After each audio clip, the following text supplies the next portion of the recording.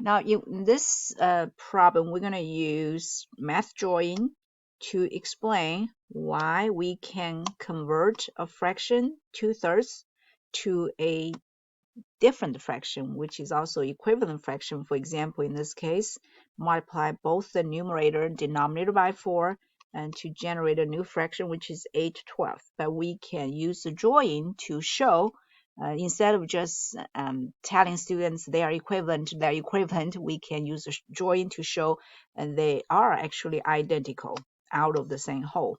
Okay, so let's look at how we do that. So first of all, we need to draw the whole, and we start with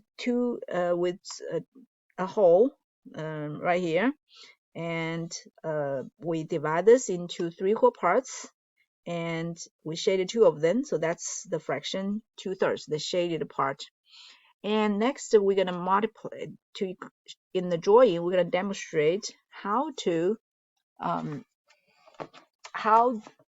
multiplying 4 both changes the drawing.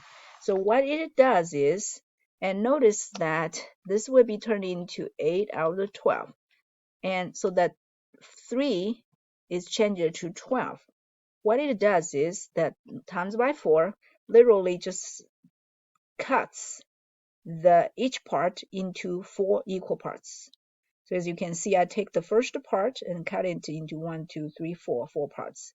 And take the second part and cut it into 1, 2, 3, 4 parts. And take the last part into 1, 2, 3, 4 parts. So now, originally, the entire paper strip consists of 3 equal parts, but now each part becomes 4 parts. So we have 1/4, 2/4, and 3/4, which is exactly the denominator of 3/4. So you can see why my explanation here. And similarly, when you look at why we are cutting, not only the entire each part, the shaded parts also are cut into 4 smaller parts. So we had 4 bigger parts, but after multiplying the numerator, but after multiplying 4, and we get 1/4, 2/4, so which gives us the 8. So again, the shaded parts is changed from 2 parts to 8 parts. Where did 8 come from? Each one of these 2's is turned into 4 parts. So 2/4, that's 8.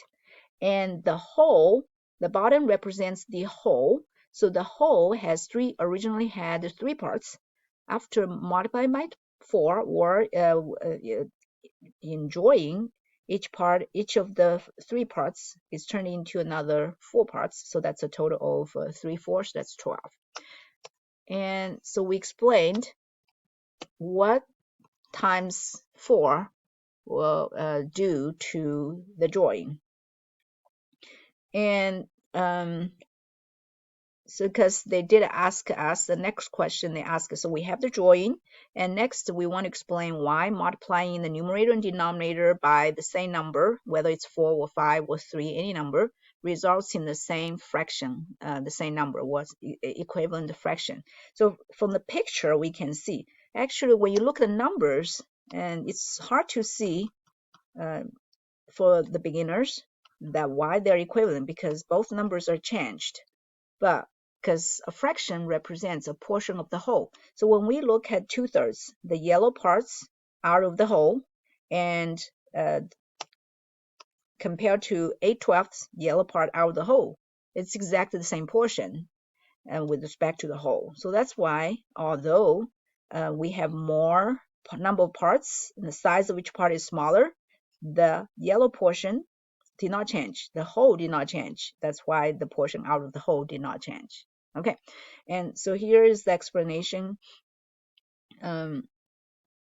why they still represent the same number, because the shaded part of the rod can be described both as 2/3. So the shaded parts 2 out of 3, or as when we divide it into smaller parts, we have 8 out of 12, and so therefore they represent the same number.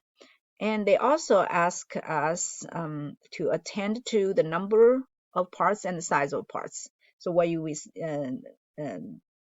we multiply both the numerator and denominator by the same number, results in partitioning or cutting the bigger parts into smaller parts. But the number of parts is larger, and also we have the size smaller. So I should add that portion both in there. So the number of parts is larger, and the size of each part is smaller, because the size is changed from 1/3 to 1/12.